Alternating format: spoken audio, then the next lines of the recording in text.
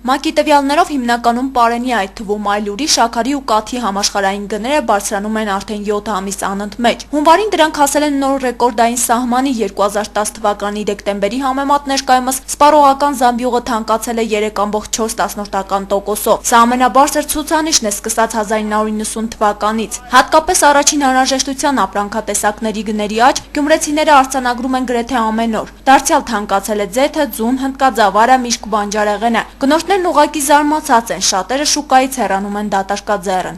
Դիամորորվել եմ, թե ինչ պիտի առնեմ։ Մեջան բանի մանուն դուրս է մնացածը թանկել է։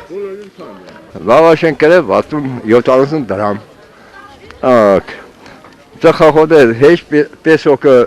3,770 դրամ է, կարտոֆելը 300 դրամ է,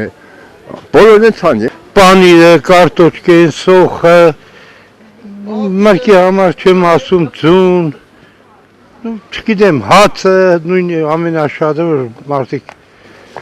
հնարավորություն չէ։ Որն էժան, էժան բան գոյություն չունի։ Ինչ էլ որ կուզեմ քնեմ, վիճակի չի։ Լաչինի Միջանց կոչվող տարածքը, որը գրեթե միշտ մարդաշատ է, կարելի ասել, որ դատարկվում է։ Սպառողներից բացի նաև վաճառողների թվաքանակն է օրեցօր նվազում։ Առևտրով զբաղվողները մեզ փոխանցեցին, թե իրենց գործընկերներից շատերն ուղղակի հրաժարվել են ապրանք վաճառելուց։ Բացի այն, որ հարկերն են շատ, նաև առևտուր չկա, ամանորից հետո շատերը տուժել են, ապրանքների գինը գնալով բարձրանում է, գնորդների թիվը նվազում, ամեն ինչ թանկ է, դժգոհում էին սպառողները։ Գնաճի այս պայմաններում Հայաստանի քաղաքացին ուղղակի գոյատևում է։ Տարեց այս մարդն օրինակ ասում է, թե 3 ստացած թոշակն արդեն ծախսել է, գումար չունի։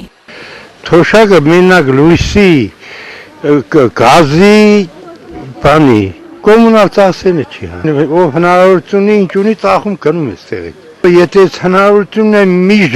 մի ժամ չի մնա։ Հացից բռնեցրած, միջև խմիչները, կարակը, ամեն ինչն է թանկ։ Դժգոհ է։ Ես չգիտեմ, կառավարությունը գիտեմ։ Թող ղեկավարությունը մտածի դուր մասին։ Այսօրի թոշակ են բաժնել, պետք է լիքը եղներ, բայց ժողովուրդը կվախենա, որ գոնե 1 կոպեկ մերգուս հետ կծոր հաց առնի ուտե։ Կառավարությունը պետք է քայլեր ձեռնարկի գնաճի նման տեմպերը զսպելու համար, նշում էին գնորդները։ Վերջին օրերի գնաճը միայն սուրճի վրա չի տարածվել, թանկացել է նաև շաքարավազը։ Թեպետ Ախուրյանի շաքարի գործարանի աշխատանքով պայմանավորված սպասվում էր, որ գոնե շաքարի գինը կայուն կմնար, բայց քանի որ հարևան Վրաստանում տեղի ունեցել շաքարավազի գնի կտրուկ բարձրացում ու վրացի գործարարներն էլ Հայաստանում ավելի էժան շաքարավազի գնումներ են իրականացնում, դա ստիպել է Ախուրյանի շաքարի գործարանին բարձրացնել վաճառքի գները։ Որ գին վերը նկա չեղնի, տես ապրանք չկա։ Ղեկավարությունը գիտե, նախարարությունը գիտե, իրենք լավ ապրում են, բայց մնացածի մասին ոչ մի հոգի չեն տանում։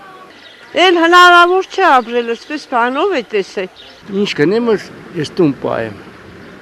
Հնարավոր չէ թոշակով ապրելը, թող գնա իշխանությունները մտածեն եւ իրանք քիչ ուտեն։ Նշենք, որ ներկայումս շաքարավազի միջազգային գինը տատանվում է մոտ 33 ցենտի սահմաններում, իսկ Հայաստանում վերջին օրերին շաքարավազի մանրածախ գինը բարձրացել է մոտ 10%-ով եւ ԱՄՆ դոլարով արտահայտված կազմում է մոտ 1 ԱՄՆ դոլար։